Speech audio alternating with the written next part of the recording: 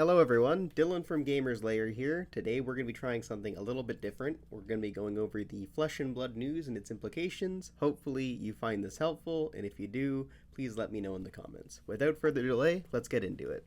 As you can see, the biggest news is that Legendary Studios has had to delay the release of Monarch. There are several factors here, but the main ones is shipping and logistical delays. It seems that there were several issues with the ships that were supposed to carry the product overseas and with the shipping from the product production facilities. However, in the same post, the company has stepped up and mentioned that they are in air freighting anything that is not currently in transit directly to its intended destination. This is a really big deal. Shipping things on this scale is very expensive, and LSS is taking the entire brunt of the cost themselves. So although I and probably many of you are sure to be disappointed by this, I honestly can't help but commend them for not only handling this well, but going above and beyond what's expected of them, and also how transparent they're being about this. Which brings me to my next point of discussion, pre-releases. So on this page, LSS talks about the release being on April 30th. That's delayed a little bit, but I'll talk about it in a minute. More importantly, they're also talking about how they're picking stores to hold events. They mention how they want to make the event special by having a lot of different number of larger events, but at the same time they want to make sure to reward the stores that have supported the game and organize play, and obviously they want people to crack packs and they want to support that as well. The next part basically boils down to them revealing the criteria that they use to pick the stores for Skirmish, and how essentially they're more or less going to use the same process to pick stores for pre-release events. Essentially, it's the same things you would expect: how many boxes they sell, how many events they've held and hosted, and how many closed stores there are to them that are also holding events. They are trying to balance having big events without having to pass up smaller stores hosting events as well. They're trying to make sure everyone is included.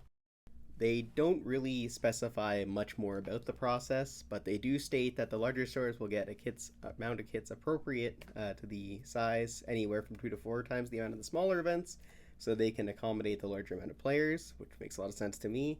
What's interesting here is that they are scheduling the larger stores to have the event first, and then giving the smaller stores the chance to run the event the day after. The point of this is to delay making sure that the smaller stores aren't having to compete with the larger ones, and that the players can attend both days, so they'll be able to attend more events and everyone can win there. They also mention that stores are free to figure out if the events will be held in-store or if they need to be held in a take-home format where the players bring the packs home with them, which, with the pandemic, some stores might have to do.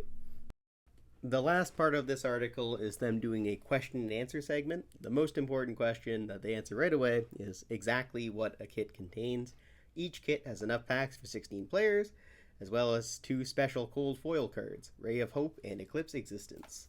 If you've been watching the TCG player pre-orders, which sold out very quickly, you will probably have noticed that these are the same promo cards, which means that stores are getting them as well. So that brings us back to where we started, with the delay and how they're moving literally everything back a week to compensate for it, which includes the pre-releases, the previews, and the first and unlimited edition reprint runs.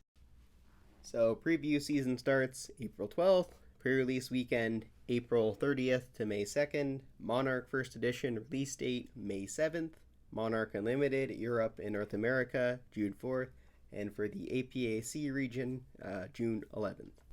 Another thing that I forgot to mention is that they also mention how much each store will be charging for the Monarch pre-releases. So 30 US, Euro, pounds in Canadian, $45, 45 Australian dollars, 45 New Zealand dollars. So more or less whatever is the same equivalent.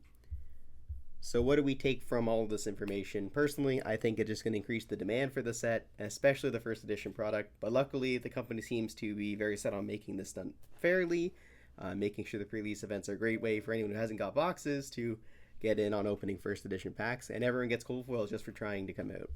The prices being set for the stores means that everyone's on an even playing field, and that should help everything run smoothly.